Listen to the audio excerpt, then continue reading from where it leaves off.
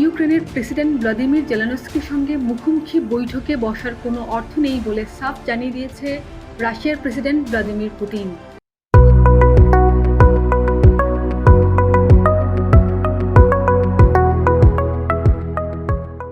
চার বছর ধরে চলা রক্তক্ষয়ী যুদ্ধ বন্ধে জেলেনস্কির সরাসরি বৈঠকের প্রস্তাবের পরই এই তীব্র প্রতিক্রিয়া দেখালেন রুশ প্রেসিডেন্ট।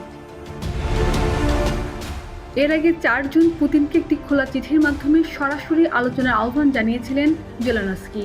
চিঠিতে তিনি উল্লেখ করেন, যুদ্ধ বন্ধে আবারও যুক্তরাষ্ট্র মাথা ঘামাবে এমন আশায় বসে থাকা হবে একটি বড় ভুল। মূলত মধ্যপ্রাচ্যে ইরান যুদ্ধ শুরু হওয়ার পর ইউক্রেন সংকট থেকে ওয়াশিংটনের মনোযোগ সরে যাওয়ার বিষয়টিকে ইঙ্গিত করেছিলেন তিনি। তবে পুতিন এই চিঠিকে অমার্জিত আখ্যা দিয়ে বৈঠকের অনুরোধ প্রত্যাখ্যান করেন। পুতিন বলেন, এই মুহূর্তে আমি জেলেনস্কির সঙ্গে বৈঠকের কোনো প্রয়োজন দেখছি না।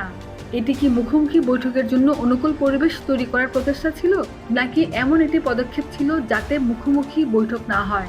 আমার মনে হয় দ্বিতীয়টিই সঠিক। পুতিনের এমন অনমনীয় মনোভাবের পর তীব্র ক্ষোভ প্রকাশ করেছেন ইউক্রেনের প্রেসিডেন্ট ভ্লাদিমির জেলেনস্কি। তিনি বলেন, রাশিয়া আবারও যুদ্ধকেই বেছে নিচ্ছে। তিনি যুদ্ধ শেষ করতে চান না। আমার মনে হয় বিশ্বের অনেক মানুষই এই উত্তরে হতাশ হয়েছে।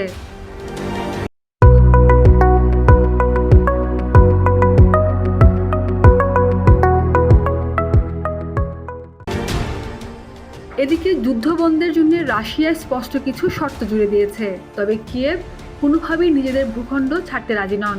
ফলে 4 বছর পেরিয়ে গেলেও এই যুদ্ধ থামার কোনো লক্ষণই আপাতত দেখা যাচ্ছে না। খাদিজা নিপা, দেশ রূপান্তর।